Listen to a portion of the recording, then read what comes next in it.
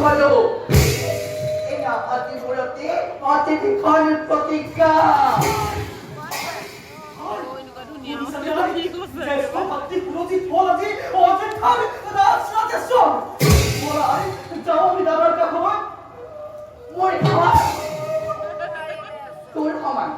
তোৰ সমান এটা মূৰ্খ সন্তানৰ মাতৃত্বতকৈ মই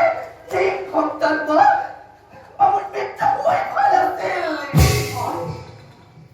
কি হৈছে তোমাৰ কিয় কিয় এনে বাক্য কৰিছা প্ৰয়োগ সতীনেৰ পুত্ৰ যে ৰজা হব মই কি তাই ডাকেও তোমাৰ তোমাৰ তোমাৰ ধাৰণা মই বুজিব পৰা নাই কিয় কিয় আজি তুমি হয়তো তোমাক ও তই এতিয়াও বুজিব পৰা নাই যাতে কি কাৰণে হৈছে মই ইমান দুৰ্বল সতীনেৰ পুত্ৰ যে ৰজা হয়ে এই ৰাজ্য শাসন কৰিব আৰু মই ধৰিব হৈ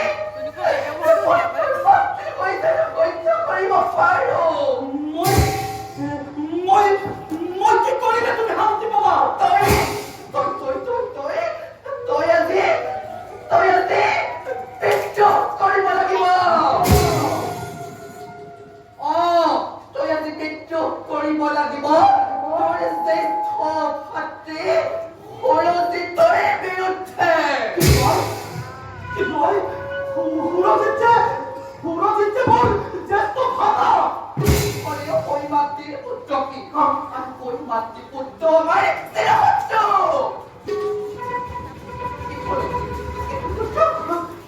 তই মনে মনে আছ কিয় তই যদি আছে মাতৃৰ পালন নকৰ তই মোক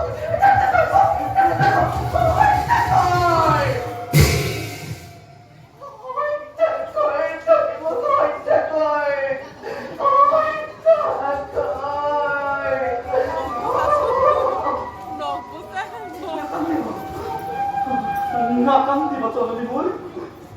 নাকান্দিবা তুমি পুত্ৰ হৈ চাব নোৱাৰো ঠিক আছে সকলো তোমাৰ তুমি কোৱাৰ দৰে যদি আমাৰ প্ৰতি অন্যায় হৈছে তেন্তে মই পেটটো কৰিম মই ৰাজত্ব কৰিম মর্বাঞ্চা পূরণের বাবে আজি অযোধ্যাত দ্বিতীয় পুত্র মৃত্যু ঘটেছে তার পরিবর্তে এক নতুন বিশ্বজিতের জন্ম হব অযোধ্যাত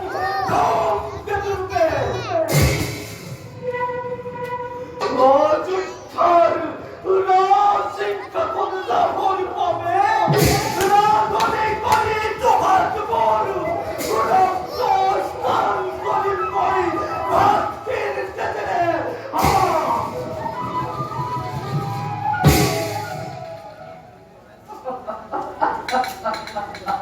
কেৱল ইয়াতেই সমাপ্তি নহয় ৰাজশক্তিৰ বিৰুদ্ধে যুঁজ দিবৰ বাবে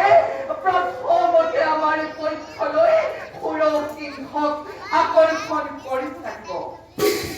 কাৰণ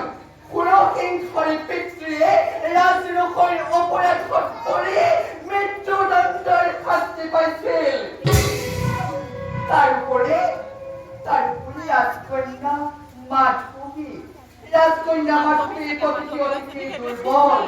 গতিকে মাধবীর রূপ দেখুয়ালে কি আমার পক্ষ সমর্থন করাটো একেবারে নিশ্চিত গতিকে যাও প্রতি হিংসার প্রতিদান লবণে বাবে আজি মই নিজকে করবই প্রস্তুত